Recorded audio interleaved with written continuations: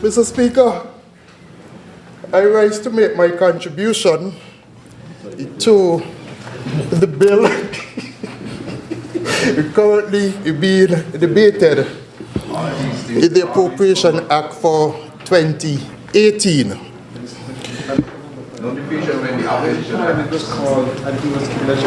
Mr. Speaker, I find the comments which are now being made relative to time to be quite interesting, Mr. Speaker. Mr. Speaker, I came here this afternoon. We're ready to resume.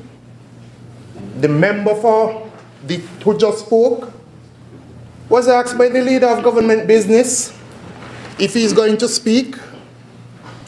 And he said no. He came to no agreement with him to speak. And it is interesting now, Mr. Speaker, that he's asking for additional time when the fact is that he didn't want to speak. But Mr. Speaker, Mr. Speaker, history is interesting, History is very interesting, Mr. Speaker. Because I sat in this house, Mr. Speaker, in January the 16th of 2015. The famous January 16th of 2015, Mr. Speaker, when members of this house were not even allowed to speak. Mr. Speaker, members were denied, Mr. Speaker, the right to speak. That is not true. Persons have come here today, Mr. Speaker, complaining about notice and when papers were received, Mr. Speaker. But Mr. Speaker, again, history would prove, Mr. Speaker, that on the very same 16th of January, some persons neither got notice, Mr. Speaker. Some persons neither got notice or the papers relative to the debate that was being held on the 16th of January 2015. It seems as though all of a sudden some persons know what the rules are relative to this honorable house. But a few years ago, an ethical amnesia, they did not know what the rules are. Persons walking up the stairs to Parliament, getting notice of a meeting for Parliament, and not even a paper, Mr. Speaker, relative to what was being debated then, the boundaries. No paper, Mr. Speaker, and persons now complaining about 2 days' notice and not getting papers, etc. All of a sudden, Mr. Speaker, they know what the rules are, Mr. Speaker. What justifies you doing it? No. All of a sudden they know what the rules are, Mr. Speaker. But Mr. Speaker, that was wrong. Why are you doing it now? I am not going to tarry on that. Mr. Speaker, I have listened to those on the opposite side, Mr. Speaker, and they have had much to say about the budget, Mr. Speaker. And as far as I'm concerned, Mr. Speaker, in a sense, they really have said nothing, Mr. Speaker. They basically came in, and both speakers have said the same thing thus far, and it amounts to nothing, Mr. Speaker. They said, Mr. Speaker, no attempt has been given, Mr. Speaker, to provide credible figures. The leader of the opposition, Mr. Speaker, he said that the projected revenue at the end of 2017, Mr. Speaker, 600.4 million, but yet for the year 2018, the revenue is projected to be $655.4 million, Mr. Speaker. Mr. Speaker, he made the point that it doesn't appear as though what was actually budgeted for this year is going to materialize. And we accept that, Mr. Speaker. We accept that. But he also spoke to the capital expenditure, and he said that in terms of capital expenditure, we have not been spending what has been budgeted for. Well, Mr. Speaker, the fact is, if revenue is down, then the prudent thing to do, Mr. Speaker, is of course to spend less on your capital projects. That is the prudent thing to do, Mr. Speaker. That is the prudent thing to do. Fiscal prudence.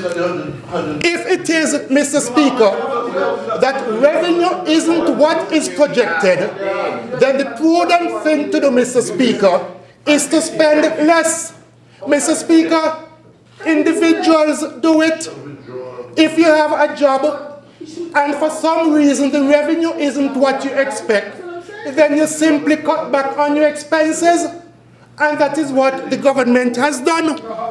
But Mr. Speaker, he said that because the projection at the end of the year is $600.4 million, as such, the government should not estimate for next year to have $644 million in revenue. Mr. Speaker, they have referred to the IMF report, and they have referred to various other reports, Mr. Speaker.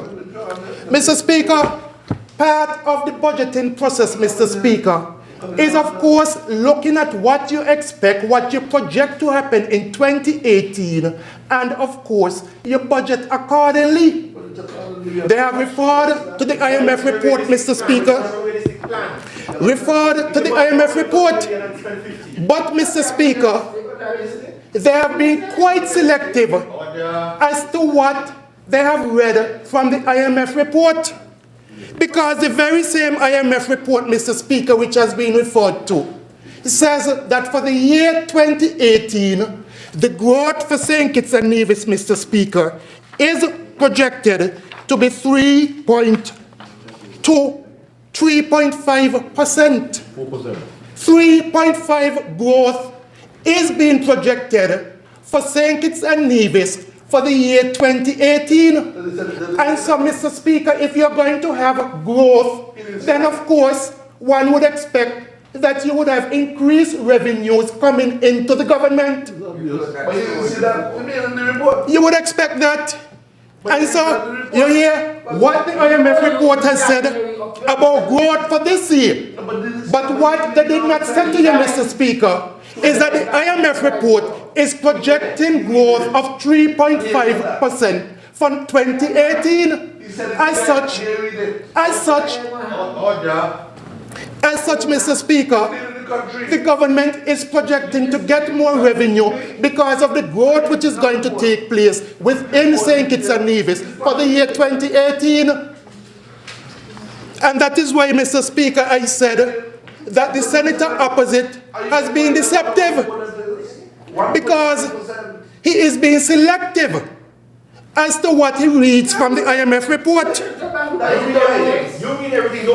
Mr. Speaker, the report says growth is expected to average around 3% in the medium term under the current policies and conservative assumptions about future CBI inflows. It says that. The very same report, Mr. Speaker, it goes on. It says in 2015, the growth rate was 4.9. It says 2016, 3.1. 2017, 2.7. 2018, 3.5%. And so the government expects more money, Mr. Speaker, and so you budget accordingly. Mr. Speaker, the very same report, St. Kitts and Nevis key issues context. It says St. Kitts and Nevis attained the strongest growth and fiscal performance in the ECCU region in recent years. The report also says that. But of course, Mr. Speaker, they do not want the public to know that. The strongest growth, Mr. Speaker, within the Eastern Caribbean Currency Union. Yes, God. The Eastern Caribbean Currency Union. And Mr. Speaker, I am going to get to more specific information. That's the IMF report, Mr. Speaker. And it is not only the IMF report, Mr. Speaker, which speaks to the growth in St. Kitts and Nevis. IMF isn't the only report, Mr. Speaker. Mr. Speaker, You have the World Economic Outlook. The World Economic Outlook, Yes. dated October 2017, and this report also speaks to the growth rate within the Federation of St. Kitts and Nevis, Mr. Speaker. And Mr. Speaker, in the back of the report, it gives a listing because it has the countries of the world subdivided into regions. Yes. And so when you look in the report, Mr. Speaker, it speaks to Latin America and the Caribbean. Latin America and the Caribbean. And what it has here in respect of St. Kitts and Nevis, Mr. Speaker, 2017, Mr. Speaker, it says the growth rate for St. Kitts and Nevis, 2.7%. 2018, Mr. Speaker, 2018, it refers to the very same 3.5%. Yes. But Mr. Speaker, when you look at the growth and you compare it to other countries within the region, what are you seeing, Mr. Speaker? Antigua and Barbuda, 2.7. No better than St. Kitts and Nevis. You'll be revised downwards to 1.93. The Bahamas, Mr. Speaker, 2.5. Less than St. Kitts and Nevis. But you said you could do better. So was that a lie? Barbados, 1.8%. Oh. 1.8. 1.93. Yes. St. Lucia, 1.6. Oh. St. Vincent and the Grenadines, Yes. 2.2. Oh. Trinidad and Tobago, a negative 0. Oh. A negative for Trinidad and Tobago, Mr. Speaker, a negative 3.2. Yes. Negative 3.2. But it also speaks to 2018, Mr. Speaker. Yes. And what is it showing for the rest of those islands for 2018? Antigua and Barbuda, 3.0. And I remind that it says for St. Kitts and Nevis, 3.5. Okay. Antigua and Barbuda, 3.0. That is it.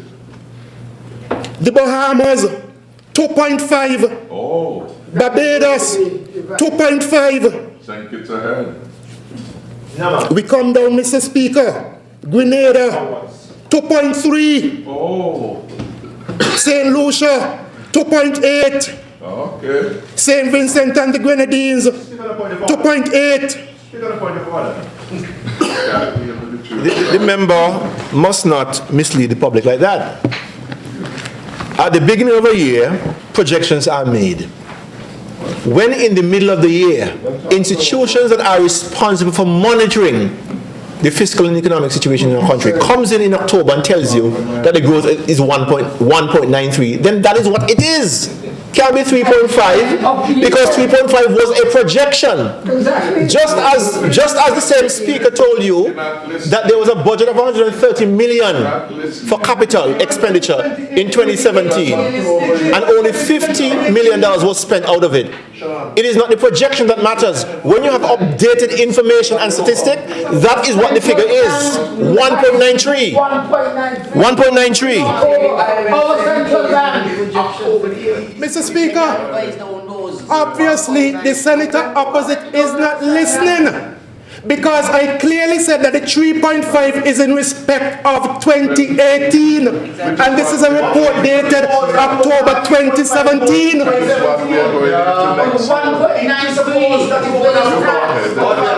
And so, Mr. Speaker, when you look at this particular report and the growth which is projected for 2018 for St. Kitts and Nevis, we are doing better than all of the other islands within the region.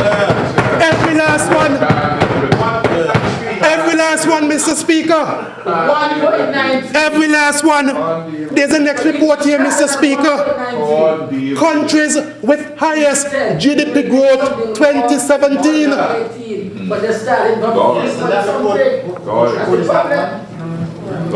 It's dated October 18, 2017, Mr. Speaker. Countries with highest GDP growth for the year 2017.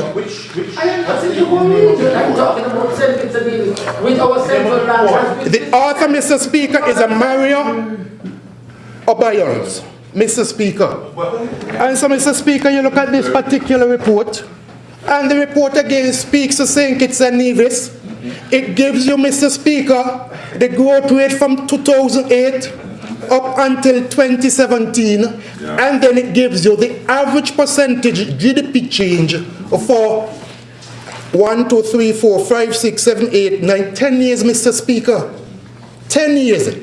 And in respect of St. Kitts and Nevis, the average, Mr. Speaker, is 2.3. And again, when you look at other countries within the region, Mr. Speaker, St. Kitts and Nevis has performed better, despite the fact, Mr. Speaker, that you had a number of years of negative growth. Despite the fact, Mr. Speaker, that you had a number of years of negative growth, Mr. Speaker, under the former administration. A number of years of negative growth, Mr. Speaker. That's why you did. 2009, negative 1.0. 2010, negative 2.9. 2011, negative 0.9. 2012, negative 0.8 under the former administration. Under the former administration. Under the former administration. I will continue. I will continue. I will continue. 2013, 6.6. I'm going to come back to that. And I'm going to come back to that, Mr. Speaker. 2014, 5.1. But I'm going to come back to those 2 years, Mr. Speaker. I will come back to them. And so when you look at what is happening here, Mr. Speaker, again, St. Kitts and Nevis performing better than all of the others. Yes. There are those, Mr. Speaker, Yes. there are those who have said that persons out there do not trust the government. Investors have no confidence in the government. Yeah. The same central bank also has a report of the Business Outlook Survey, and this was for January to June 2017. And when you look within the report, Mr. Speaker, it said expectations for general economic conditions by country, January to June. Anguilla, minus 22.73. Antigua and Barbuda, 32%. Dominica, 30.43. Grenada, 76.0. Montserrat, negative 20. St. Kitts and Nevis, 44. St. Lucia, 0. St. Vincent and the Grenadines, 52. And this is a survey which was sent to business places, so that when you have persons saying there's no confidence in the government, the business places are saying differently, Mr. Speaker. Saying differently. Some of them, they go out there, they speak to one, two persons, and they come back and they say, the whole of St. Kitts and Nevis making this particular statement. Whole of St. Kitts and Nevis making a particular statement when they go out and they speak to one and two persons. And that is what they come back and they say to you, Mr. Speaker. That is what they come back and they say to you. But businesses are saying something different. Saying something totally different. Yes. Mr. Speaker, I heard this morning that the economy is stuttering. Yes. Economy is stuttering with 3.5% expected growth for 2018. Yes. As a matter of fact, when that statement was made, one of my constituents sent me a message. Yes. They said they must be thinking this is under labor. Yes. When you're in the boys brigade and you're just marching at a standstill, which is what was happening under the Labour government. Marching at a standstill, marking time. You were in the Bibi, no, Gene? Yes. You got to be, you were in the Bibi, marking time. Nothing was happening in the country, Mr. Speaker. Nothing was happening. Nothing. And so, Mr. Speaker, that is what you've been hearing from them. And Mr. Speaker, their apparent claim to fame, Mr. Speaker, Their apparent claim to fame, Mr. Speaker, is that in the year 2013, they had 6.56 growth. That is their claim to fame. That in 2013, you had 6.56 growth, and in 2014, you had 5.12%. That is their big claim to fame, Mr. Speaker. But, Mr. Speaker, let us examine those figures. Let us examine the figures, Mr. Speaker, and let us put those figures in historical context, Mr. Speaker. Because when you hear 6.56 growth, Mr. Speaker, you think there has been some big expansion in the economy in 2013. That is what you immediately begin to think. The business was blooming within St. Kitts and Nevis in 2013. And so you had 6.56% growth, Mr. Speaker. People had money. And I'm glad they're saying that. People had money according to them, Mr. Speaker. Well, Mr. Speaker, I have some information here from Social Security. And the information from Social Security, Mr. Speaker, provides what was happening within the Federation of St. Kitts and Nevis, Mr. Speaker. And so, Mr. Speaker, let us look at what was happening.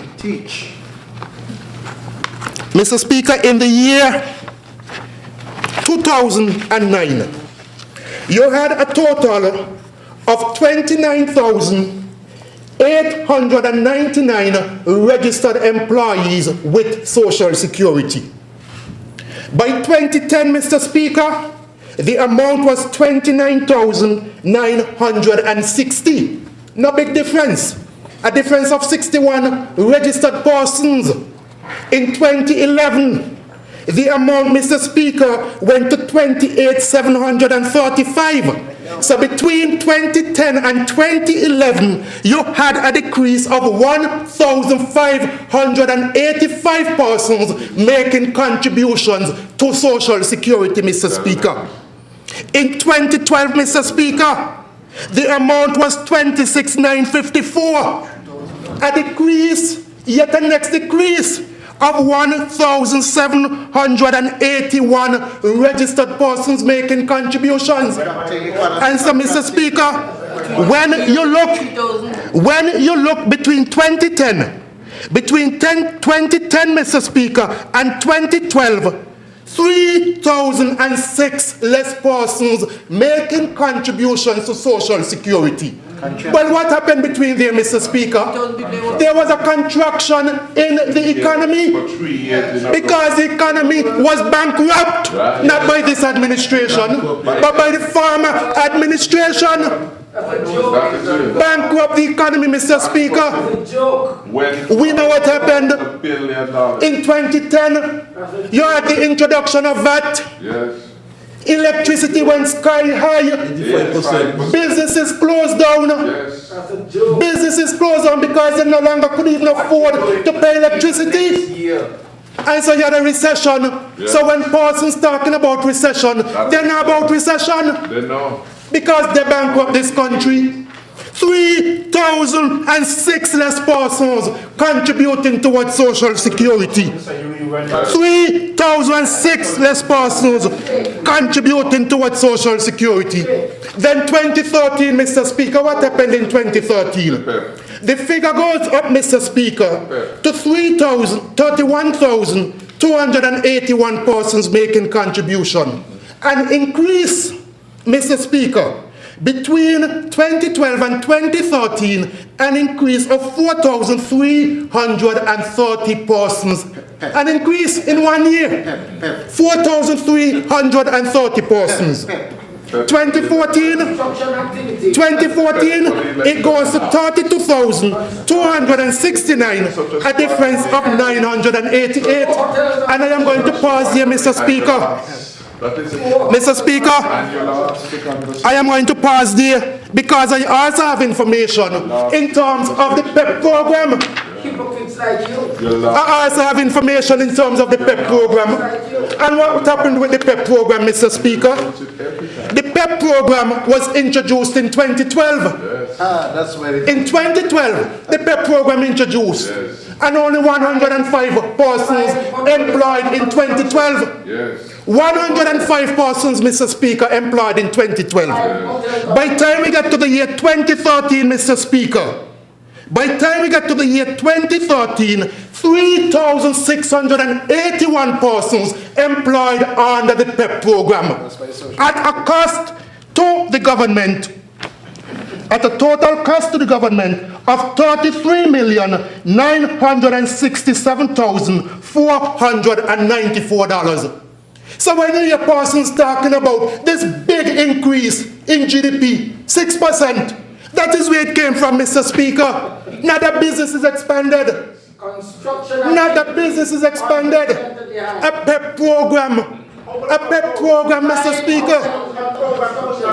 $33 million. $33 million under the PEP program. 3,681 persons employed at that point in time. It's like you have a car dealership. The vehicles ain't selling. And so this year, you take your own money out your pocket, and you buy 10, 15 of the vehicles, and you have this big profit, and you have this big song and dance, so you made a big profit. When it's your own money about the vehicles. And that is essentially what happened. That is what happened. That is essentially what happened, Mr. Speaker. Nothing different. Nothing different. So you hear them, we had growth of 6.5 something percent, and you think there was this big expansion of the economy, persons were able to find jobs. That is not the case. That is not the case, Mr. Speaker. That is not the case. And so, Mr. Speaker, you go from 2013, 2014, the very same program, 3,959 persons employed. So they took on an extra 278 by the time you got to 2014 at a cost of 58 million. 58 million. Because of course, in 2013, for the first few months, as it is building up, you will not get the full cost. But by the time you enter 2014, and so you have the full 3,600 and something persons on the payroll, of course, the cost, you're going to feel the full effect of the cost. Election was coming. $58 million, election coming. And lost the election. And so, again, when you're speaking about this growth, when you're speaking, Mr. Speaker, about the growth for 2014, a growth of 5.1%, Mr. Speaker, $58 million through the PEP program. Now the businesses were expanding. $58 million through the PEP program. Now the businesses were expanding. No construction boom. No business boom. $58 million through the PEP program. 58 million. And now, Mr. Speaker, we go to 2015. And so in 2015, the first year under Team Unity, the growth was 4.9%. 4.9%, Mr. Speaker. The growth was 4.9%. But then when you look at the PEP program for 2015, Mr. Speaker, what happened? What happened? Mr. Speaker, by the time we took over the PEP program, the number of employees went down to 3,239. 3,239 at a cost of $51 million. But yet we still had growth, Mr. Speaker,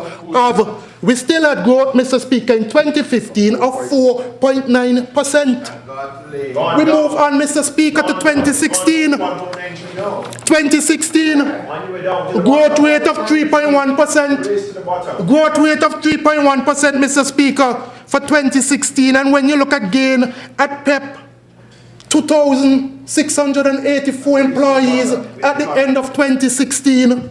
Reduced it, but still we achieved growth. And then, Mr. Speaker, if you go back and you look at the figures for Social Security, 2015, we reduced, remember, Mr. Speaker, we reduced the amount of employees. So that in 2015, Mr. Speaker, 32,700 668 persons. So we reduced the amount, but we still haven't growth, Mr. Speaker. You go to 2016, Mr. Speaker, 32,000, even more persons making a contribution. 32,722. But yet, the number of persons on PEP went down to 2,684. So when you look at where they had it, we have already removed about 1,000 or more persons from the PEP program, but still achieved growth in the year 2016. And the number of persons contributing to Social Security did not decrease. It means, therefore, that those persons were able to find jobs on the community because we have been growing the economy. Yes. That is what we have been doing, Mr. Speaker. And that is what the figures are saying to us. That is what the figures are saying to us, Mr. Speaker. That is what the figures are saying to us, Mr. Speaker. But, Mr. Speaker, they're over there, Mr. Speaker, and they're saying economy in recession. Economy in recession. But, Mr. Speaker, let us look at something further. In 2010, the growth rate was negative 2.9. In 2011, negative 0.8. 2012, negative 0.8. 2013, 6.6. Thanks to PEP, 6.6. 2014, 5.1. And so when you add them up, Mr. Speaker, when you add them up for the 5 years, the growth is 7.2. Over the 5 years, 7.2. And if you average it, Mr. Speaker, 1.4. 1.4. You average it over the last 5 years in government, the growth rate is 1.4.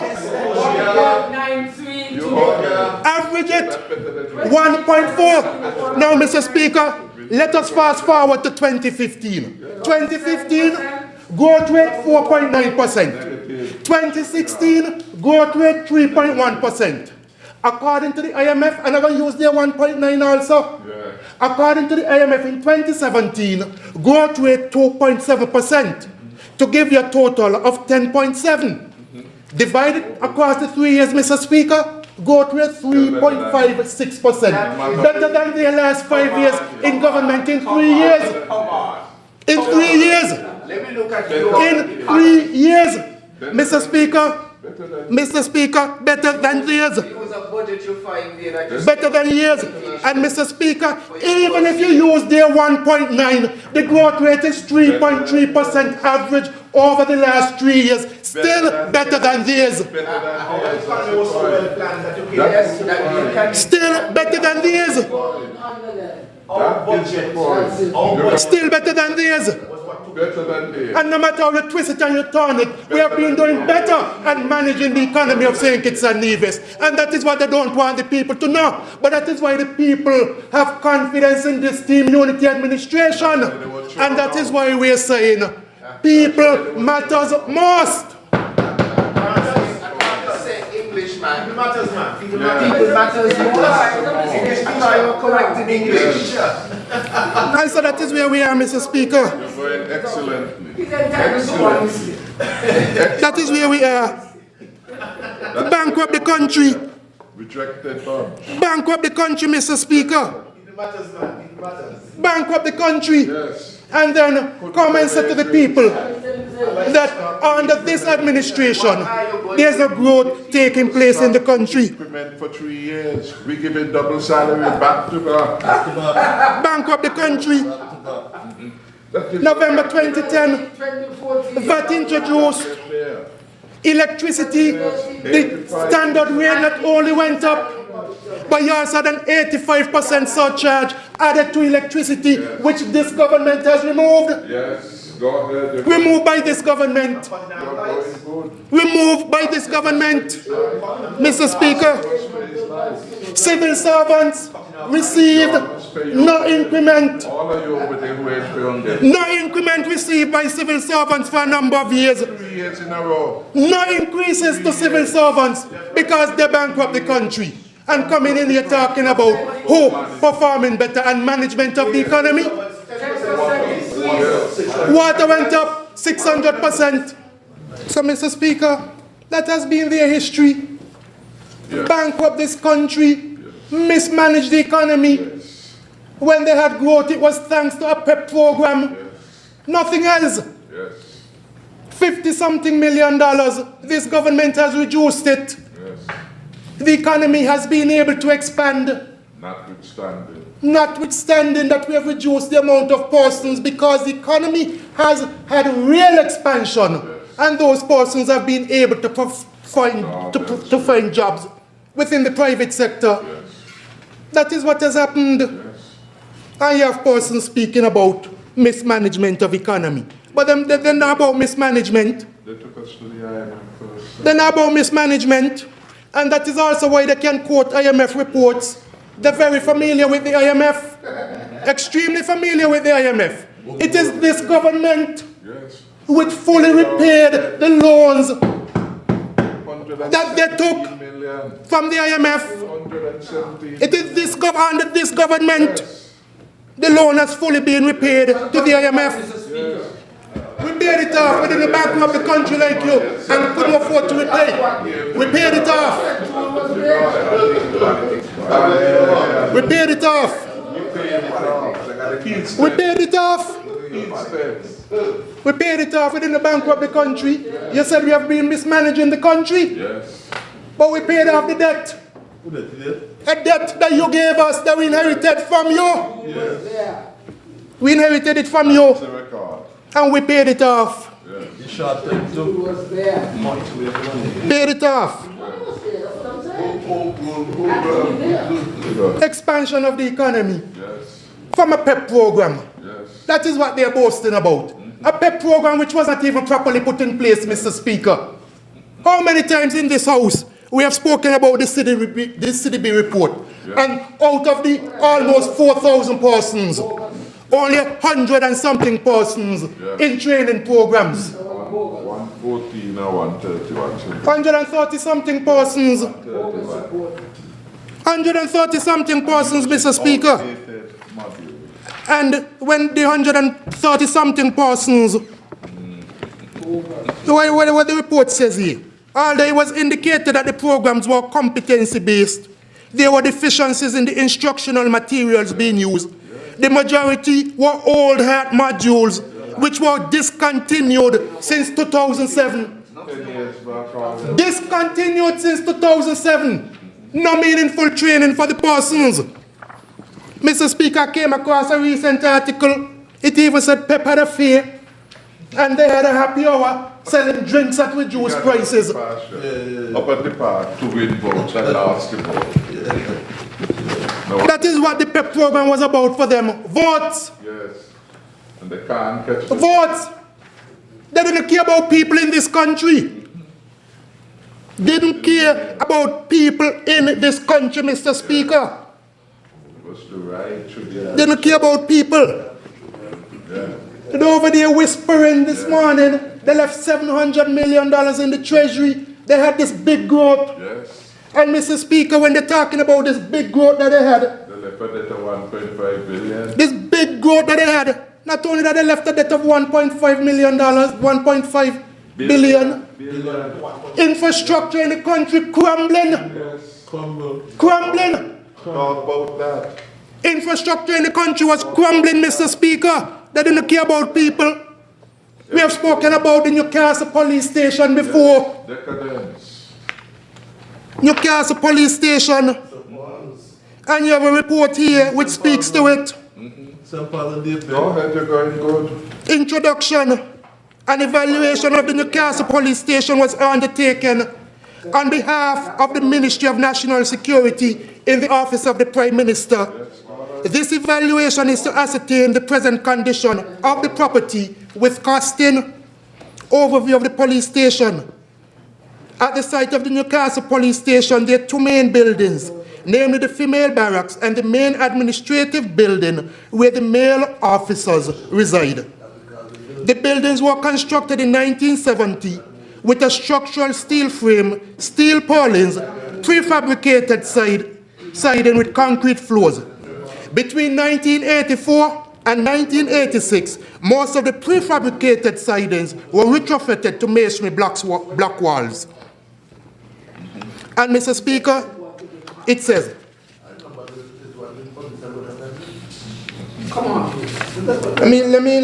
Let me go forward, Mr. Speaker, to the condition of the building. The steel frame, which forms the main support of the building, is badly corroded, mainly around the external perimeter of the building, at the junctions and in the bathroom where the members are exposed.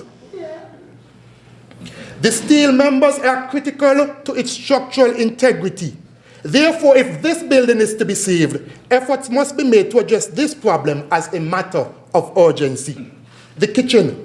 The area of the kitchen is 70 square feet, which is inadequate to serve 5 police officers. Wow. In addition, the cupboard works, including the tops, are in a state of disrepair and are termite infested. Ceiling. Wow. There's evidence of termites in the building. Shelving and doors had to be removed as a result of the infestation. No doors, no shelving. And boasting about how much money they had in the treasury and how much growth they had. They didn't care.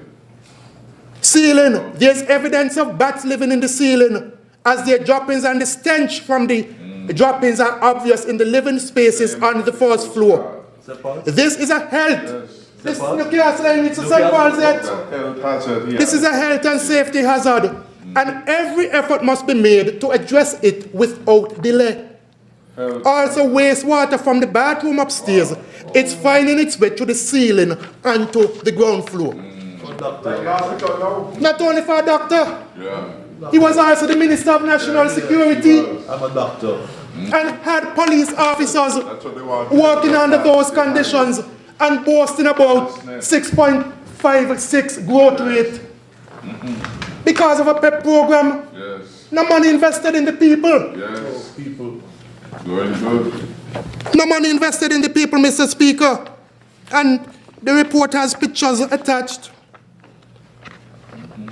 Very good. And for those looking on TV, they could see some of the pictures. Nothing wrong with the station. St. Paul's Police Station, in the heart of constituency number 6. Look at that. The heart of constituency number 6, where you had the Minister of Finance, and the Minister of National Security, and the representative for the constituency. Living an alley away. Not selfish. Alley away. Go ahead. Neither selfish nor caring. Right. They're caring. Not caring. They're Caring, and you have police officers in your own constituency. Yes. Mr. Speaker, look at the pictures. Yes. Go to it. Look at that, Mr. Speaker. You can't see? I'll pass it to you. Put on your glasses, Mr. Speaker. You still won't be able to see. I agree with you, because it doesn't even look like a police station. Maybe that is why you can't see. He left it to go to the dogs. Maybe not to the dogs, to the pigs. To the pigs. To the pigs. To the hogs. To the pigs. But Mr. Speaker, it's not just police stations. Yes. It is not just the police stations, you know, Mr. Speaker. Everything. Everything, Mr. Speaker. Falling apart. Everything. Mr. Speaker, recently we have had to move the youth department to upstairs, the cable building. And when the decision was taken, Mr. Speaker, to move the youth department, Mr. Speaker, I was given a report which dates back to 2013. 2013, Mr. Speaker. And the report is on the environmental health conditions of the building housing offices of the Ministry of Education, Youth Empowerment, Information and Technology, and International Trade and Consumer Affairs. Mr. Speaker, again, I am going to fast forward instead of reading the entire report. Interior. The roof of the building showed evidence of leakage in certain areas, and in other areas, ceiling tiles were missing. Paint on the walls was deteriorating in some areas. Door frames and doors, window frames and windows throughout the building showed signs of deterioration and termites infestation. Glass in some windows are broken. A musty odor was evident throughout the entire building. Rodent droppings were seen in certain sections of the building. Old appliances and equipment were seen in different parts of the building. Bathroom facilities were unsanitary. Exterior. Refuse generated by the occupants was stored improperly. A broken drain was evident. There was evidence of bird feces on roof and on the side of the building. A large crack was noted on the eastern side of the building that houses the Ministry of Education. All equipment present in the yard. Wow. Conclusion. The general physical condition of the building is unsatisfactory. This is supported by the results of the air quality test that indicated the presence of significant mold growth. The existing conditions pose a threat to the health and safety of the occupants. Therefore, I recommend that the staff be relocated and the structure demolished. Who was the minister? Such color. Minister of Information and Technology, the senator sitting opposite.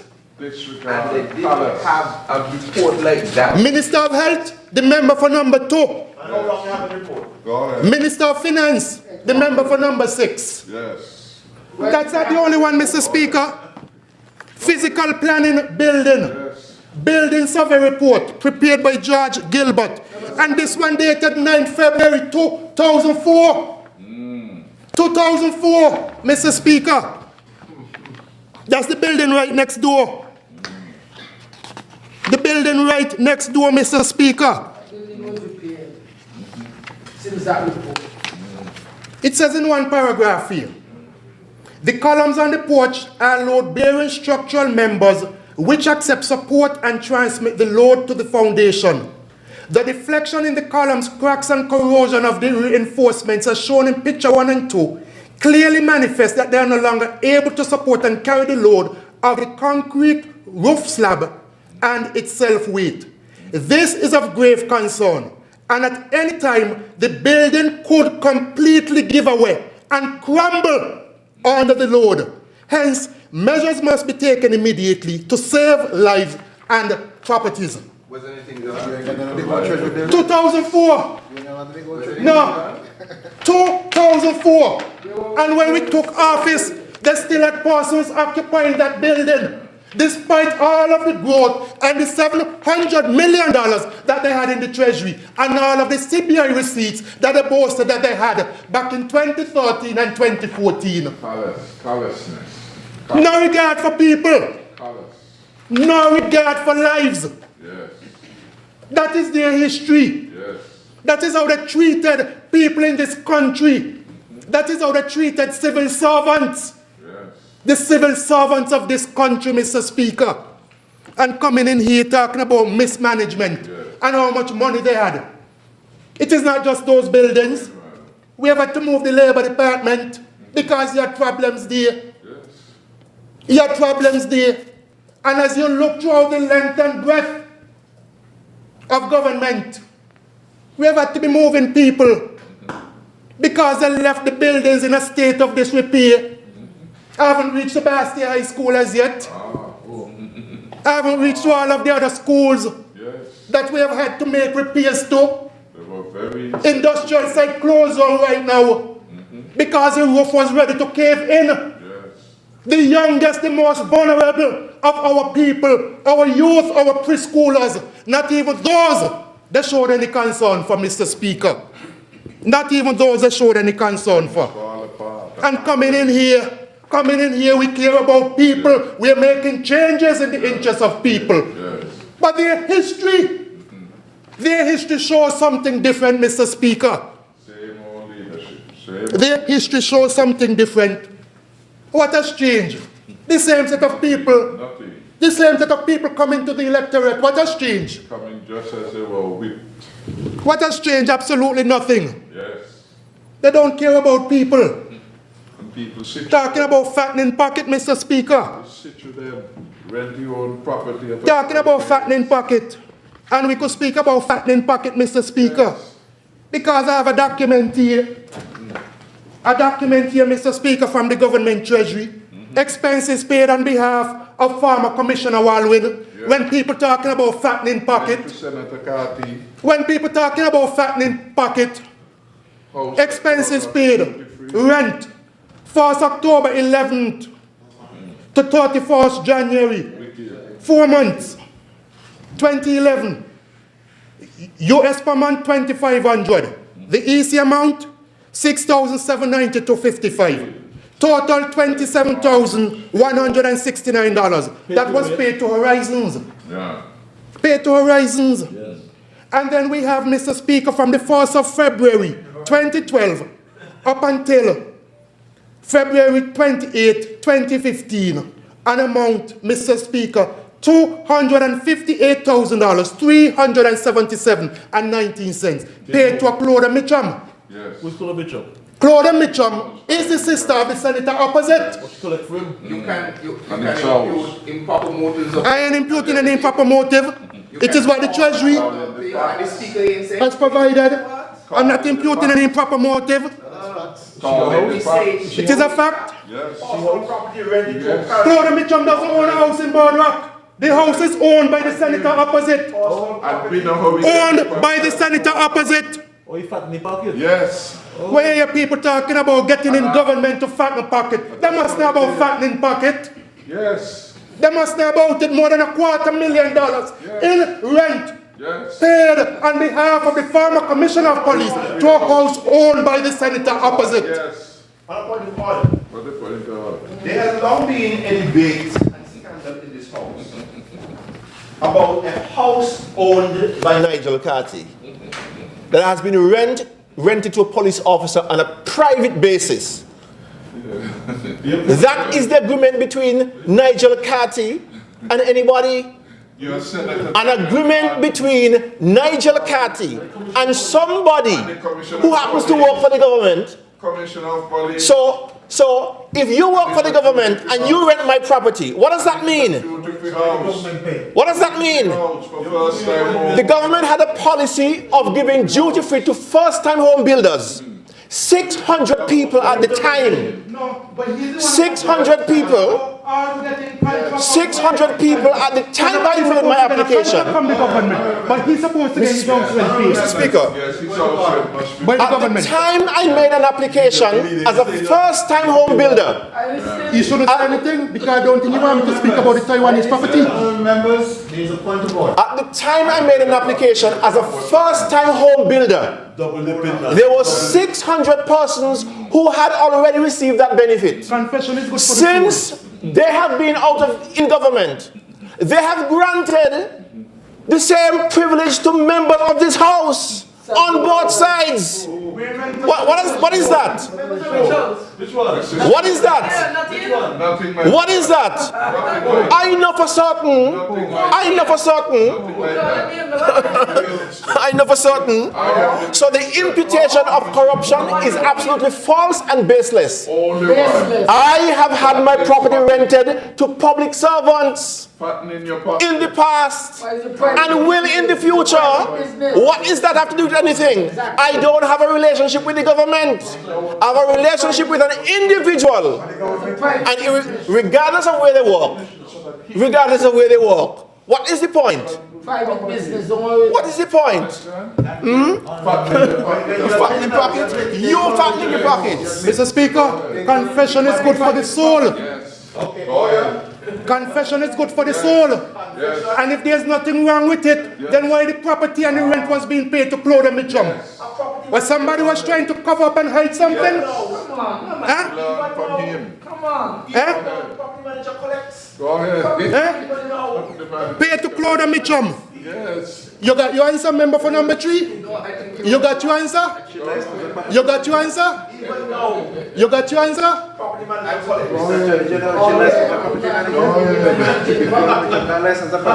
ahead. It's going good. Talking about fattening pocket. So it seems as though Yes. there is nothing wrong Yes. for the government to be paying rent for his property, Yes. but other persons cannot get contracts from the government. Yes. Yes. That is what they Other persons cannot get contracts from the government, Yes. even though they go through public works, they go through a bidding process. Yes. They're not supposed to get contracts, Yes. but it is correct for him Go ahead. to rent his property to the former commissioner of police. And determine the pay and the allowance for the commissioner of police. I even understand, Mr. Speaker, that the amount that the property was rented for The amount was more than the former commissioner of police salary. Yes. Yes. Rent alone. $258,000, more than $250,000.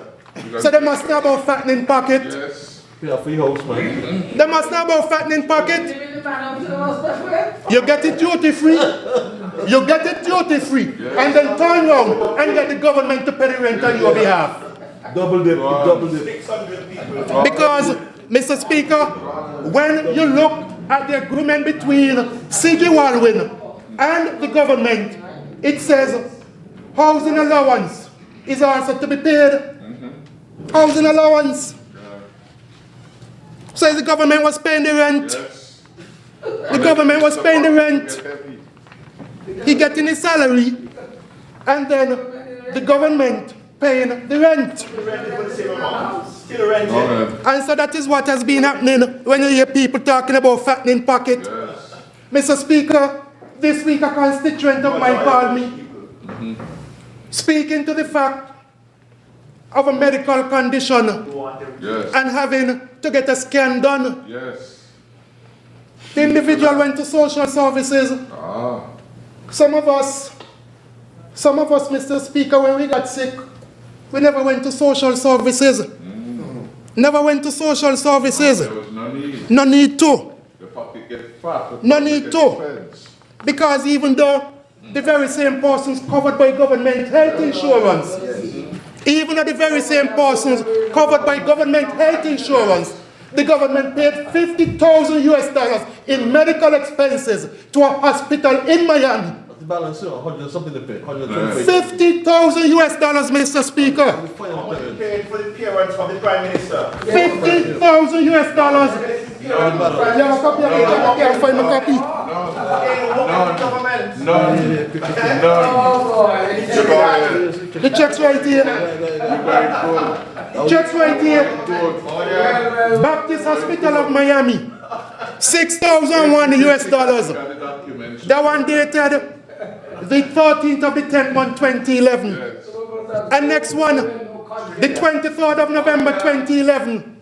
$44,000. A letter signed by Ed Mead. Yes. We are pleased to forward to you 2 St. Kitts Nevis Anguilla National Bank Limited drafts. Number 003690 in the amount of $44,055, dated November 23rd, 2011, and 003341 in the amount of $6,063 in respect of facility charges from Minister Nigel Carty from September 25th to October 8, 2011. Which hospital? Baptist Medical. That's a mental hospital? I don't know what kind of hospital it is. Baptist Hospital of Miami. It doesn't say if it's Baptist Mental or whatever it is. So I don't know which one he was on. Mental hospital. Yes, man. $50,000. $135,000 each. $135,000 EC. Other persons walking around with sponsor sheets. Some going up to social services. But ministers of government who collecting rent for $250,000, the government paying their medical expenses. Something has to be wrong with that.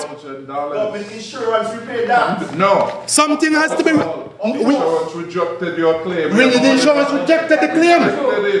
The insurance rejected the claim. So, Mr. Speaker, hear them talking about fattening pocket. They know about fattening pocket. They know about it.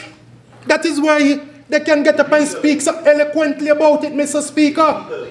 Because it is what they have gotten accustomed to. It is what they have gotten accustomed to, Mr. Speaker.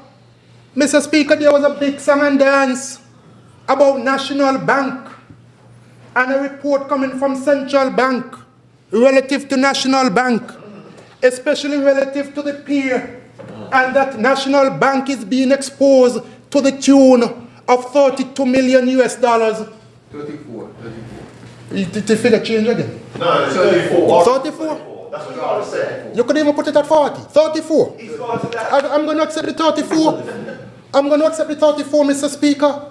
But, Mr. Speaker, You also heard about non-performing loans at National Bank, Mr. Speaker. You heard about non-performing loans at National Bank.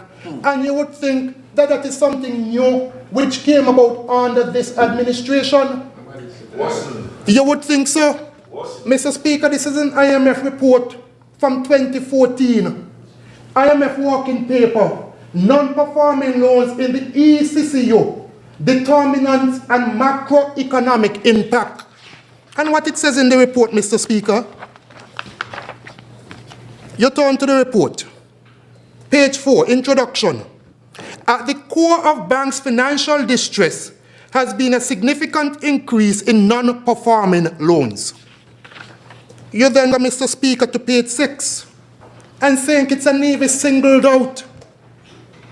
It says, for example, the debt for land swap completed between the government and domestic banks in St. Kitts and Nevis contributed to the sharp rise in non-performing loans ratio over 2011 to 2015. They spoke about the bank. They said a man resigned. Well, a man resigned, someone can be hired. They spoke about directors. Directors can be replaced. The bank says so. The biggest threat to the bank, Mr. Speaker, the non-performing loans. Non-performing loans. Non-performing loans, Mr. Speaker, is the biggest threat to the bank. That didn't happen under this administration. It happened under that administration, the former administration, when they bankrupted the country, Mr. Speaker. And the report goes on to provide statistics, and it looks at foreign banks and indigenous banks. Relative to St. Kitts and Nevis, Mr. Speaker, 2012, 8.9%. 2013, 12.1%. 2014, 16.8%. Under that administration, you had a loan at La Valley, because they spoke about La Valley this morning. They said, oh, project's not happening, project stalled. La Valley was a public project undertaken by the former administration. That up until now, it has stalled. Over $18 million was owed to National Bank in respect of that project. Yeah? Over $18 million. They don't know that. That was also poofed away, Mr. Speaker, in the land for debt swap. But, Mr. Speaker, when they are saying that we are exposing the bank to the tune of $34 million US, the land for debt swap was $900 million. That is an asset. $900 million. That is an asset. That was a debt to the bank under the former administration. And they have an Talking about exposing the bank for $34 million US. Security. That, Mr. Speaker, Was in place. cannot compare Security was to the in place. $900 million that they exposed the bank to. And now when you're speaking about non-performing loans at the bank, it is because of that land for debt swap in respect of that $900 million. Not true. Yeah. That is not In respect of that $900 million. Speaker, The IMF report says it. I would like, Mr. Speaker, for him to make reference to any point of order, for any document that says that. That is not true. Because if the bank, if the government, I should say, was indebted to the bank to the tune of $900 million, it had security. It had land, which it was holding. Non-performing loans. There was no, that is not true. It was non-performing. I am saying that they were not classified as non-performing. Government loans. That is not true. He's misleading the House. It's correct. It is not true. It's correct. That debt was never classified as non-performing loan. That is what has happened now. You have caused it to be so. You have caused it to be so. Because of your incompetence, that is the problem.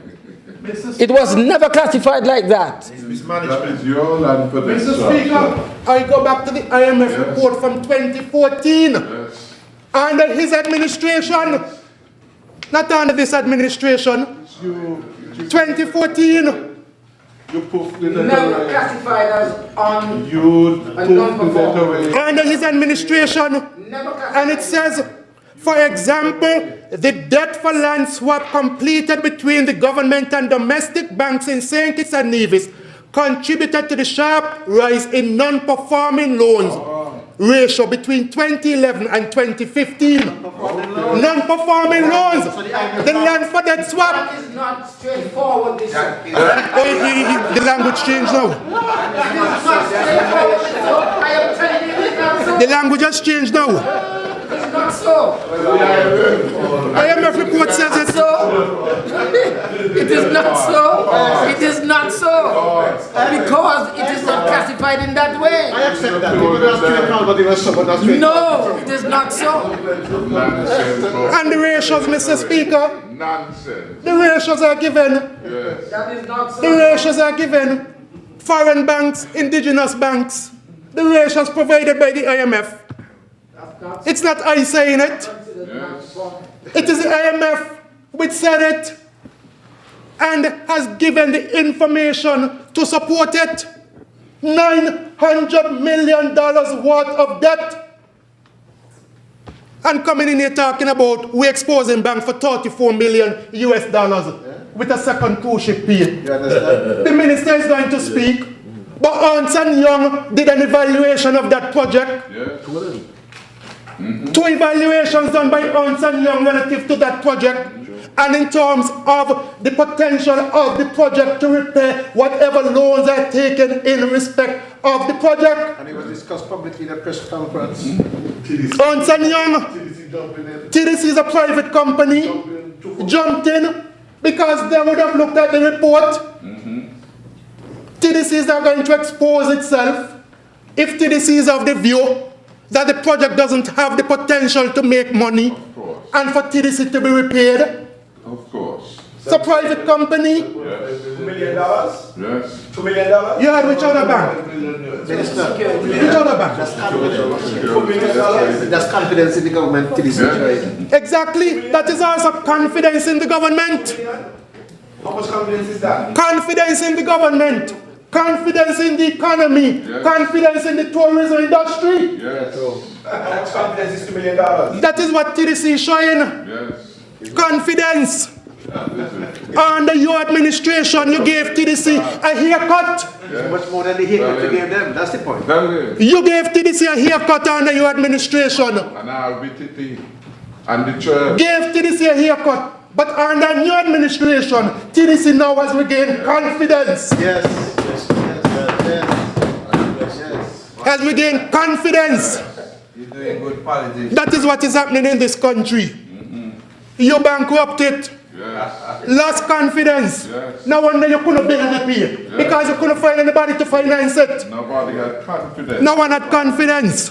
That's why you had Come on, man, you're not serious. special meeting about You're not serious. That's why you couldn't build it. We had more than You couldn't get anyone to finance it. Yes. We had people financing. Couldn't find anyone to finance it. Several people. Gave TDC a haircut. But under this administration, TDC is helping to finance the cruise ship pay. Yes. Good point. Mr. Speaker, I don't have much time left. And I haven't spoken to my ministries as yet, Mr. Speaker. Pardon? 30 minutes. How much? 30? 30, you got another 30 minutes. Right. That's for my check. You will carry. And so, Mr. Speaker, I had some more things here to speak about, you know, SIDF. No, well, not SIDF, Citizenship by Investment. Yeah. You're already going good. Dominica one? Are you know about Dominica one? Are you not used to get a US passport? You know why some holes in it? Because I had to renounce the citizenship. It doesn't say Dominica. The only passport I have now is one for St. Kitts and Nevis. Some people over there sneezing. You caught them. Should we take the premise of Call them. circumstances because you had a Call second them. passport, you don't have any loyalty? Call them. That's his premise. Only one passport to have, one citizenship, St. Kitts and Nevis, none for Dominica. Oh, yeah. Because, Mr. Speaker, they have had a big song and dance about citizenship. the very same citizenship program Oh, yeah. that they put in jeopardy. Yes. Not us. They. They. Lord have mercy. It is under them Yes. that we lost travel-free status, Yes. visa-free status Yes. to Canada. That does not Yes. affect your citizenship program. Yes. It is not under this administration that a man showed up in Canada by the name of Mogadam, Yes. saying that he has a meeting with the Prime Minister of Canada. That's never happened. It is not under this administration. Never happened. It is not under this administration that the place of birth was removed from the passport. It wasn't under this administration. And so, Mr. Speaker, when you look at what is happening with the program now, we have rescued the program. This government, Mr. Speaker, has rescued the program. Rescued it. Excellent. And all of the reports that you look at right now, Mr. Speaker, all of the reports speak to St. Kitts and Nevis in a positive light Yes. relative to the citizenship program, Mr. Speaker. Yes. Patches, it took up my folder with the information, I can't find it. With the citizenship program. All of the report, I have it here. Is he continuing on his 30 minutes because of this time? I remember, please. You must be the timekeeper. I'm the sole judge of the amount of time members speak for. I am the judge of that. Right, but I have a record, Mr. Speaker, because we do record. Honourable member, please continue. Number 5. Take a tablet though. Nobody can make any progress to what stand on member hands, Mr. Speaker. Go ahead. Must be the timekeeper. All of us keep time, all of us have to keep time. Keep time. All of us have to keep time. That's our responsibility. Oh, and he was a Baptist, I don't think he kept time of that. Probably doesn't know. Can't spend time talking to the people. How long you did that talk? And Mr. Speaker, How long you did that? and so you have several reports, Mr. Speaker. Several reports which speak to the citizenship by investment program. You had a recent report, Mr. Speaker, which was done by the name of the company, Mr. Speaker, is Professional Wealth Management. Recent report. Professional what, sir? You need to listen. Yeah, no bother. Come on, man. It's just Professional Wealth Management. well. Yes. I just wanted to make sure. Yeah, make sure we got the Write it down. Write it down. Write it down. Don't follow you. And it speaks to the top 12 citizenship by investment programs. The top 12. And Mr. Speaker, it says that St. Kitts Nevis, number 2. But then when you look at the rankings, Mr. Speaker, it says Dominica is number 1. And some persons in here can speak about Dominica. Yes. Those who have citizenship for Dominica. They have Canada visa-free access. Those who have passports for Dominica, Mr. Speaker, perhaps they can speak about Dominica. Yes. But I have allegiance, Mr. Speaker, to one country. Right now. That is St. Kitts and Nevis. Member for number 6? Sorry? Can you speak about Dominica? You're making jokes, man.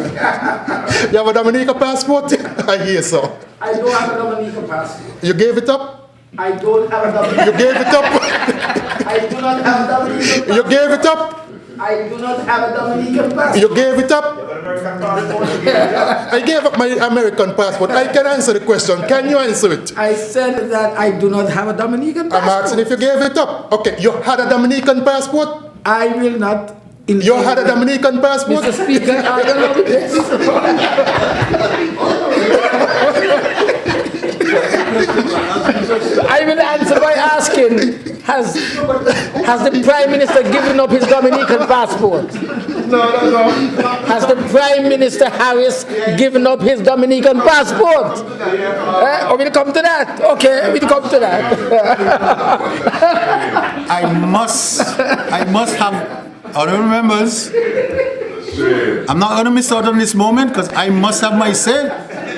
There was a crosstalk between yourself, number 6, and number 5. You were engaged in him, and then you asked me if I'm going to allow the mutual engagement between you two. That's kind of odd.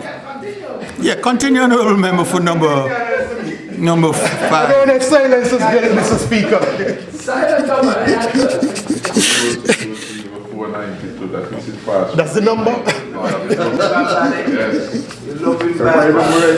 Yes. And so, Mr. Speaker, when you look at the report, Mr. Speaker, Shameless. Dominica, freedom of movement, it receives a 7. Standard of living, it receives a 7. Minimum investment outlay, it receives a 10.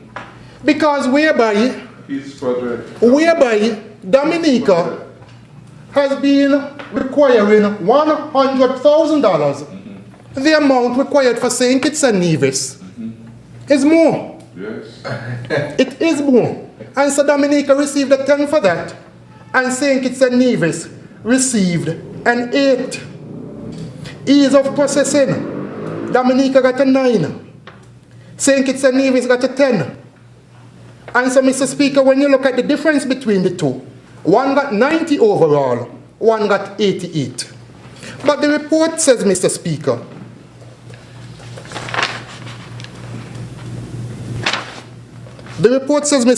that St. Kitts and Nevis and Vanuatu rank highest in terms of the application turnaround and how fast citizenship is awarded. There's the next article which refers to the very same report. And it says, although the Commonwealth of Dominica scored slightly higher, the Professional Wealth Management CBI Index noted that St. Kitts and Nevis Citizenship Program retains a higher investment threshold and has gained global prominence for the program's transparency and trustworthy reputation. You think that was happened overnight? That was destroyed under the former administration. You had the FinCEN report, Mr. Speaker. Yes. The FinCEN report, which warned persons against St. Kitts and Nevis not to do business with us because of illicit characters. That has changed.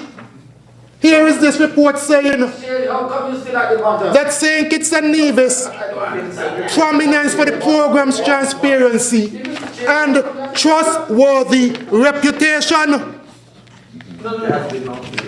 Trustworthy reputation.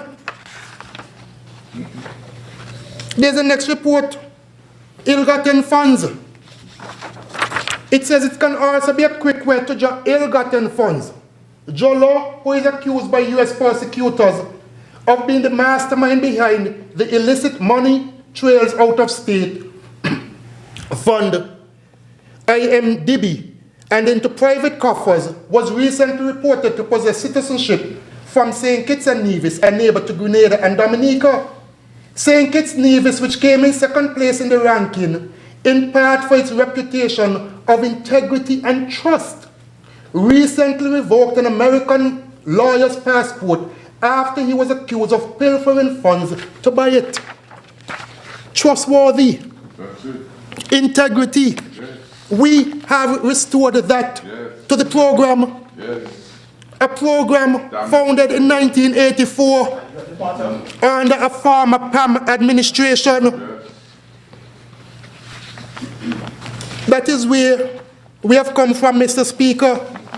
So when persons talking about at the bottom, how could we be at the bottom, Mr. Speaker, when our program is ranked? Yes. Ranked. Ranked as one of the best in the world. Yes. It used to be number 1. And Captain Bass should know about that. Yes. Of course. Legitimate business. We will discuss That is where we have taken the program to, Mr. Speaker. Yes. Mr. Speaker, I now turn my attention to the ministry I have responsibility for: youth, sport, culture, education. Mr. Speaker, it was only a few weeks ago in Parliament that the youth policy, which that administration had been working for the last 16 years, was finally laid in this Parliament. Action. Working on it for 16 years, Mr. Speaker. And after less than 3 years in government, this administration has brought the youth policy forward. Yes. The youth policy, Mr. Speaker, it speaks of economic participation for young people. And Mr. Speaker, in terms of economic participation, even before the advent of the youth policy, this government has been practicing that. Yes. You have heard of the Fresh Start program. Yes. Young people in particular benefiting from that program because we have been empowering young people. Again, Mr. Speaker, people matter most to this administration. People matter most to this administration. It speaks to safety, security, and protection. And that is why we have been ensuring, Mr. Speaker, that we invest money into crime in this country. You know, interestingly, Mr. Speaker, last year when the member for number 6 came, he had a big song and dance about crime and the crime rate. Remember? Your initial 90 minutes. Time government has expired. Mr. Speaker, I'm requesting an additional 30 minutes, please. The question is that the honourable member has requested an additional 30 minutes. Those in favour? Aye. Those against? 30 minutes extra is allowed. That's what I call maturity. Oh, that's what you call maturity. Thank you for being mature. Thank you for being mature. You go ahead. Childish. And that is why we have been investing. So, Mr. Speaker, last year came big song and dance about crime. Year before, big song and dance about crime. But look what he did to the police. This year, he has said absolutely nothing. Let them down. Absolutely nothing. Safe. Because he has recognized that crime is on the decrease under this administration. Of course. He has recognized that. Yes. That is not true. It Had a has 60% to. increase. Has. He has recognized that. Yes. Education and lifelong learning. And I'll speak some more to that as I speak about education. Health and well-being. Yes. The honourable member, the honourable senator on this side, of course she spoke to that. Youth as agents of democracy, development and nation building. Youth and sustainable development. Yes. Youth development work and youth mainstreaming. And so, Mr. Speaker, going into 2018, that youth policy, of course, will form the basis of the work for the Youth Empowerment Department. Yes. We recently, just last month, also had Youth Month. And you had a number of different activities being held to engage our young people. You had the Easter reading camp. You had a T-shirt design challenge, and these came before, Mr. Speaker. You had the summer residential camp. Last month, of course, you would have had the 25 most remarkable team, the youth island-wide bike ride, the high school chefs competition. The winner coming out of that, you had Kayan High School, and interestingly, 2 men, Mr. Deontay Libod and Mr. Shaquille Lambert. In second place, you had Washington Archibald High School, Miss Iriani Gonzalez and Miss Deandra Morris. In third place, you had Charles E. Mill Secondary in the persons of Miss Natasha Francis and Miss Javel Bott. You had a fun day for differently abled youth. If some persons in here were younger, they might have been able to participate in that. You had a youth film workshop, because again, we are speaking about the arts and empowering our young people. You had Global Entrepreneurship Week, and I happened to have gone to the youth department for one of those sessions. And it was interesting in terms of some of the concerns and questions coming from young persons. Of course, they were asking questions about concessions. They were asking questions, Mr. Speaker, about government setting up a sort of cottage type of development where they can go and develop their craft, and then after a certain time they move out, other persons move in. It is something that Senator Phipps in particular has been speaking about even during her days at the chamber. Having these incubators, Mr. Speaker, for small businesses. And so the young persons were asking about that. I said to them that it is something that the government has to look at, providing them with that sort of space, Mr. Speaker, to develop their businesses. You had the Ministers' Youth Forum, Mr. Speaker, held for the very first time. Over 100 young persons gathered at OTI, and I was able, Mr. Speaker, to interact with those young persons. All sorts of different questions. You had persons from the secondary schools, you had persons from different youth organizations, etc. And again, you had quite a number of interesting questions coming from the young people, Mr. Speaker. You had the Youth March, Rally, and a fair where young persons, young business persons, were able to showcase their business. Of course, you also had the High School Choir Fest, Mr. Speaker. And if I recall correctly, the winner of the High School Choir Fest was the Bastille High School. In first run-up, you had Virtual Side, and in second run-up, you had the Washington Archibald High School. And so I want to congratulate all of the young persons who would have participated in the various activities. Mr. Speaker, I spoke to the fact that the building that housed the youth department is a condemned building. And so the youth department has also moved to upstairs of the cable building. And very shortly, the Ministry of Education is also supposed to be moving to that same building, Mr. Speaker. Mr. Speaker, you have, of course, the SEBA program for our young people. And that is a program assisting young persons to develop entrepreneurship skills, Mr. Speaker. And so for 2018, of course, we expect to see more coming out of the youth department based on the new youth policy. The Department of Culture, Mr. Speaker, likewise, we have had a number of different programs throughout the course of 2017, and we expect those programs to continue going into 2018. You had the drumming, in the drumming department, for example, Mr. Speaker, we had the 18th annual Heartbeat Drumming Recital in June, and 10 schools participated. You had Beach Allen Primary, Bronte Wells Primary, Dean Glassford, Dr. William Connor Irish Town Primary, Tucker Clark Primary, and 2 secondary schools, Bastille High and Washington Archibald High. We had 1 preschool participating, Victoria Road Preschool, and you also had the Cotton Farms Comprehensive School participating in that program. Overall, we had 110 students who participated. And this brings the total children exposed to this program over the years to 2,256. It is the very first time, Mr. Speaker, that we had a preschool participating in Victoria Road Preschool. You had a drumming workshop also at the Ministry of Gender Affairs in July. You had it at Social Development Summer Camp in August.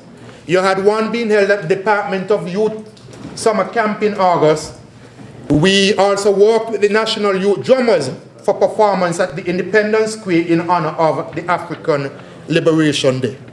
For 2018, we are hoping to move the program, Mr. Speaker, into the prison, AVEC, New Horizons, to expand it to more schools, be it primary, secondary, or preschools, and also to private schools. And we plan to collaborate with the Culture Department in Nevis, Mr. Speaker, to see how it also can be extended to persons in Nevis. For 2017, Music Department, we had a 5 workshop which was held in January. For the primary schools, Mr. Speaker, we had theory continued in 3 primary schools, Joshua Obadiah Violet Petty and the Keyon Primary. And those students were exposed to the rudiments of music. 53 students would have benefited. Her Majesty's Prison, we began a music program there, and the assistants there, Mr. Speaker, targeted the players of the prison band and other inmates with an interest in music. Particular attention was paid to horn players and percussionists. Steel pan classes, that is a new initiative. Last year, Mr. Speaker, we got a capital project to buy some steel pans, and this year we also purchased a next set of steel pans. And so for the very first time in February of this year, we had steel pan music sessions, classes. The classes were held 2 days per week, Mondays and Wednesdays at the St. Johnson Community Center. And it catered to the public. You had 21 persons participating. And then you also had, in July and August, the annual Pan in Splendor camp was held. And most of the schools already, they have their own steel pans. Sandy Point High has its own, Washington Archibald High, Bastille High, Keyon actually has one of the better ones. I think they would have won the competition last year for Carnival, and I think the only school which we probably need to expand it to now would be Virtuals and Sadler's Secondary.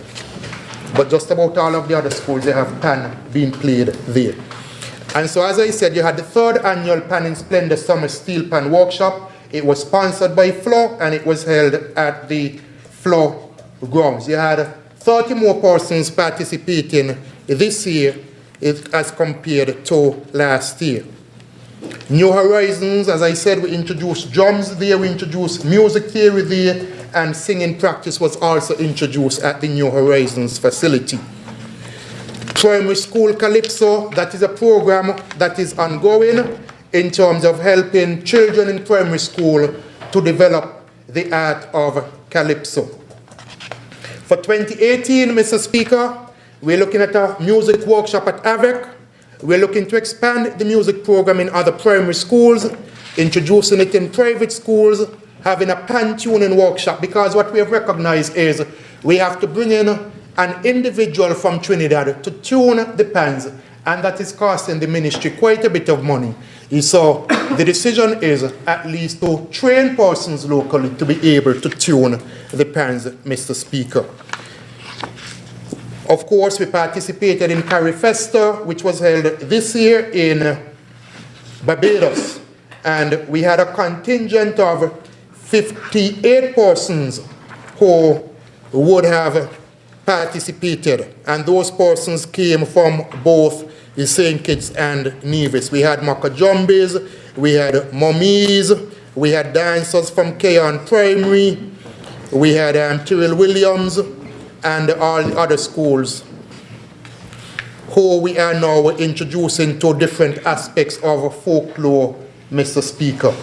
And so, Mr. Speaker, I also can say to you that what I currently have before me, and which hopefully in 2018 will make its way to Parliament, is our national cultural policy. UNESCO has been assisting us with developing the cultural policy. And so, Mr. Speaker, hopefully we now have the draft, and hopefully in 2018 the national cultural policy will be tabled in the Parliament. Relative to Carnival and Carnival City, Mr. Speaker, there's also a capital project in respect of that, Mr. Speaker. A few months ago, Mr. Speaker, with the assistance from the Taiwanese government, we would have had an architect who came in and looked at the space, and the individual, the architect, is actually supposed to be on island next week, Friday, to provide the ministry with a concept for a new multi-purpose facility, not just for Carnival, but that multi-purpose facility, Mr. Speaker, is expected to be able to host indoor games for basketball, volleyball, and netball. So it's multi-purpose in terms of performing arts and also in terms of sports. We await the arrival next week, Friday, of the gentleman to see the design. And then once we're able to look at it, Mr. Speaker, then we will determine the way going forward in respect of that particular facility. AG, you have a question?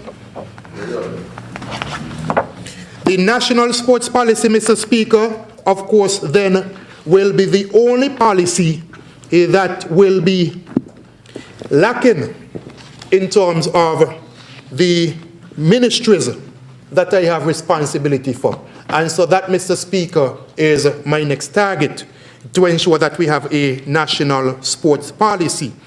However, in the absence of a national sports policy, Mr. Speaker, we continue to engage and develop the sporting skills of our young people.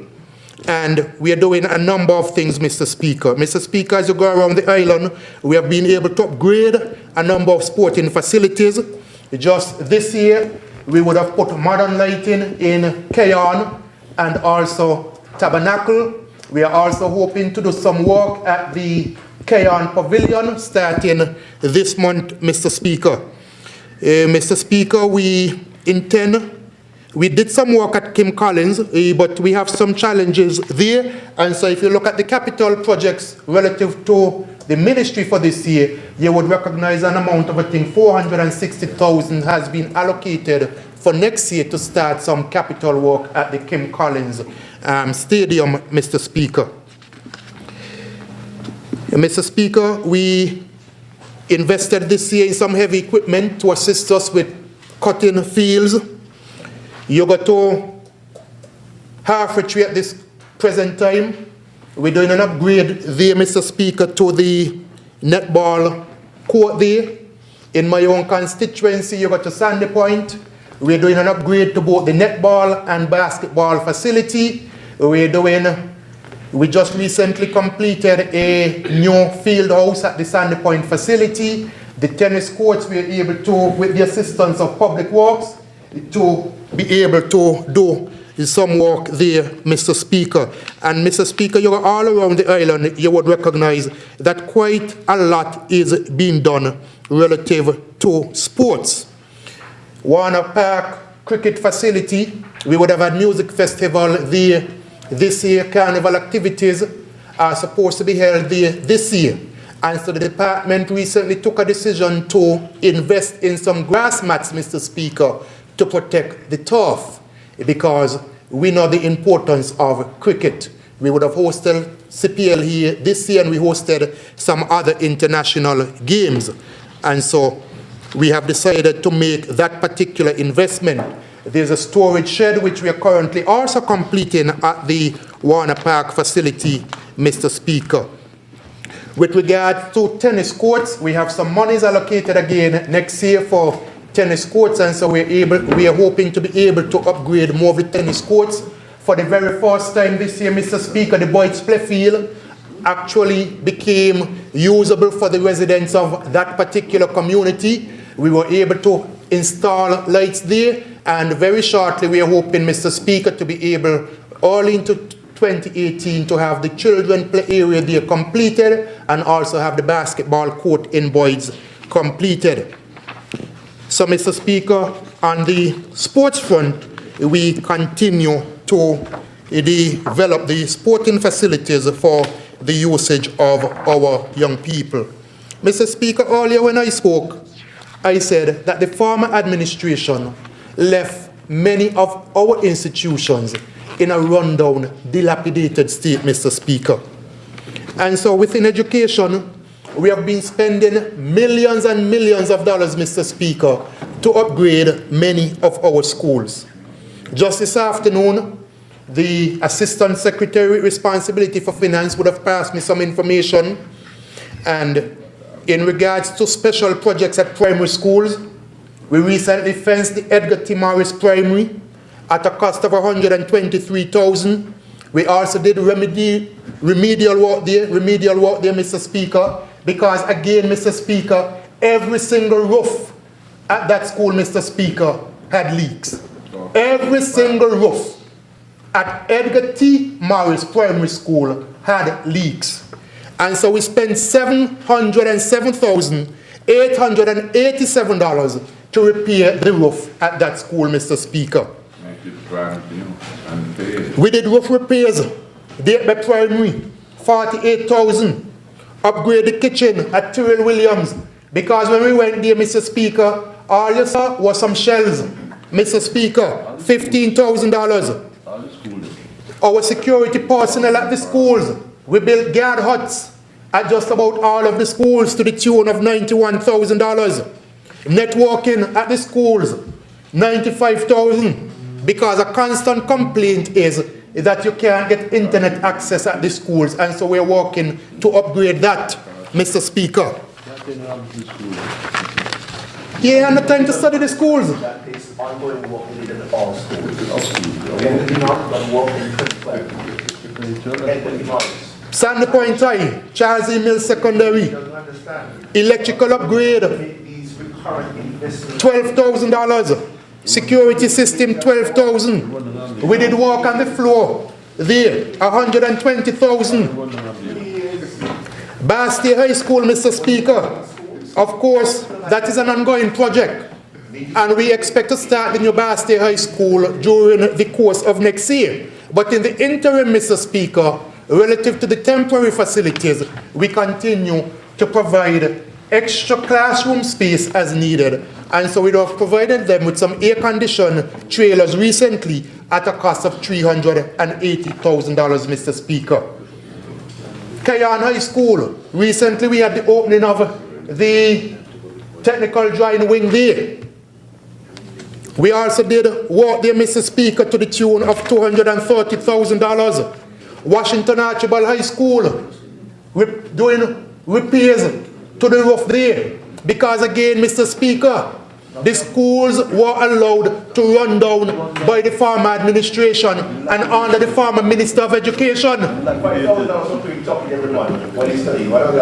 the former Minister of Education, the schools were allowed to run down. I don't know about anybody on $5,000, and $40,000 was paid US to Baptist Medical, and 250 something thousand, over $250,000 for house rent for you. I could speak to that and know about that. And so we're doing repairs, Mr. Speaker, at the Washington Archibald High School. Electrical upgrade, $17,000. We had a fire there recently, Mr. Speaker, again, because the school was allowed to run down. And so we spent $81,000 to remedy that situation. Roof repairs. Kayan, I've spoken to Kayan, and the termite infested building that he left over there. Every 3 years. 3 years? You know, 3 years. That he left over there. Some of these schools, they had no repairs in 3 years. That's not true. None. That's not true. For many years. CFBC, Mr. Speaker, $976,000 spent there. Again, just about every single block up there, Mr. Speaker. Roof leaking, run down. CFBC in 2011. And you had $700 million in the treasury. 2011. That is how they treated the children, Mr. Speaker. Every 3 years, and you make it. No concern. Just like how they had no concern for the preschoolers at industrial site. No concern for the primary and secondary school students or the tertiary school students at CFBC. No concern for them. Concentrating on collecting money for rent for their private property.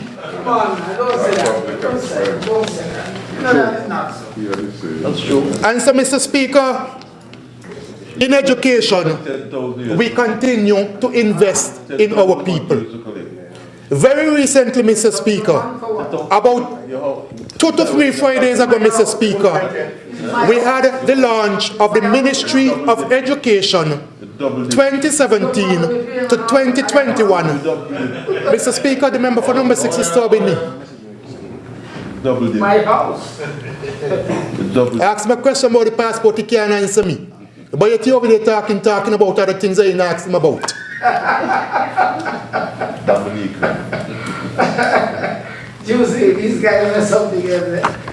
Sacrifice. Do you see one about the passport too? Sacrifice. And so a few weeks ago, Mr. Speaker, we had the launch of the Ministry of Education 2017 to 2021 Education Sector Plan.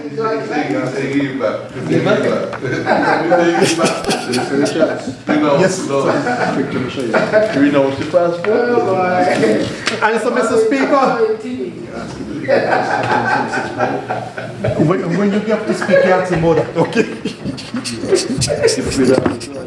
And so, Mr. Speaker, as you look at the Education Sector Plan, Mr. Speaker, there are a number of goals that we intend to achieve between the years 2017 to 2021. The intermediate outcome, number one, Mr. Speaker, universal early childhood education for the 3 to 4 age group, and growth in enrollment of the 0 to 2 age group in high quality centers. In other words, Mr. Speaker, we want to get more persons enrolled in early childhood centers, because it is generally recognized, Mr. Speaker, that those who are able to have an early education, starting at an early age, Mr. Speaker, they tend to do better in school. Mr. Speaker, of course, the government isn't expecting it to be able to have schools for all of the preschoolers.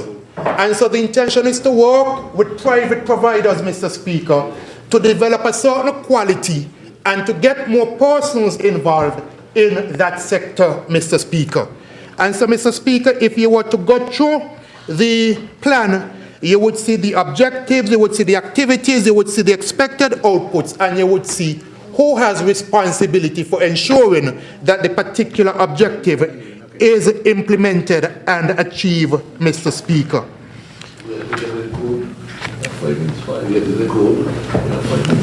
Mr. Speaker, goal number 2, intermediate outcome, universal secondary education is provided for all students through Form 5.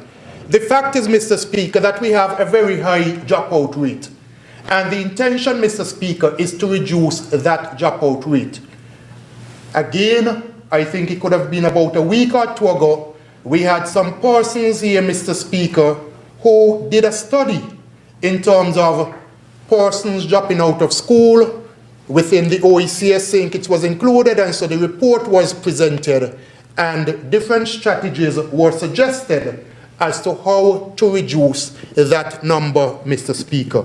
But this particular goal speaks to that. It means, as part of achieving it, Mr. Speaker, that legislation will be brought to Parliament, because as it is, Mr. Speaker, once you reach the age of 16, whether you're in 3rd or 4th form, you can actually have your school career come to an end at the age of 16. And we're saying we want all of our students to be able to advance to 5th form, Mr. Speaker.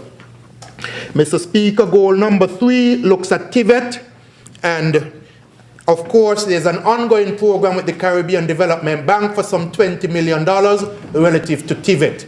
The plan is to have TVET expanded, and so in terms of AVEC, we're looking at an amalgamation of Project Strong, AVEC, and the National Youth Skill Training Program. There are some buildings, additional buildings to be built there. In terms of Nevis, there are also some buildings to be built there. We're looking at marketing the program so that TVET is recognized as an area for anyone, regardless of his or her academic abilities, to be able to participate in. So the marketing part of it is going to be critical, Mr. Speaker. And we also intend, Mr. Speaker, to introduce TVET competency-based subjects at the primary level, so that once the students enter high school, they already would have developed certain competencies which would be needed for TVET courses, Mr. Speaker. Outcome 5, Mr. Speaker, speaks to special education and those students having quality care, Mr. Speaker. Outcome 6, increase enrollment and completion in higher and continuing education. Number 7, vulnerable and non-vulnerable groups are able to access quality education at all levels.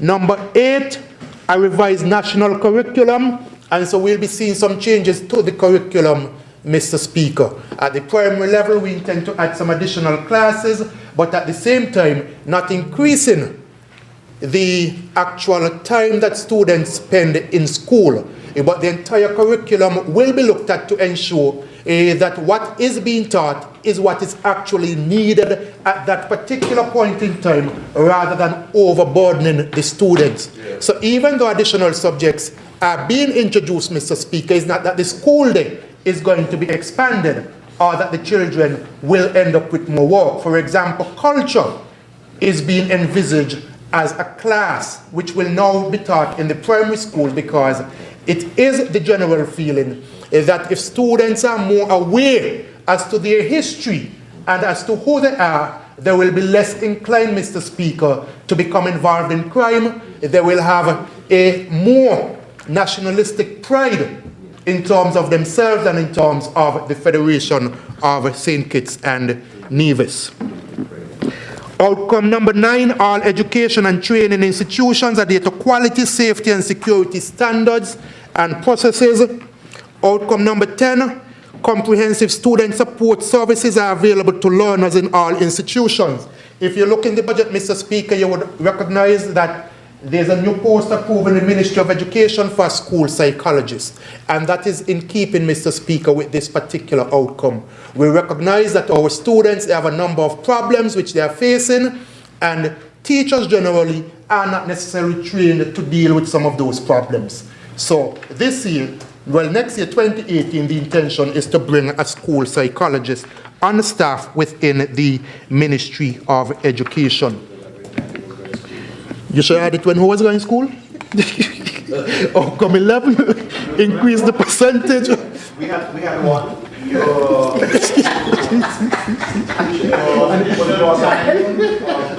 Has expired? Thank you, Mr. Speaker. Mr. Speaker, and so in wrapping up, Mr. Speaker, I take the opportunity to wish each and every individual here in the Federation of St. Kitts and Nevis the very best for this Christmas and Carnival season. I encourage all persons, of course, to participate in the Carnival activities. Find some particular activity I said to persons to either participate in or to give support to. Of course, I also wish all persons the very best for the year 2018. May it please you, Mr. Speaker.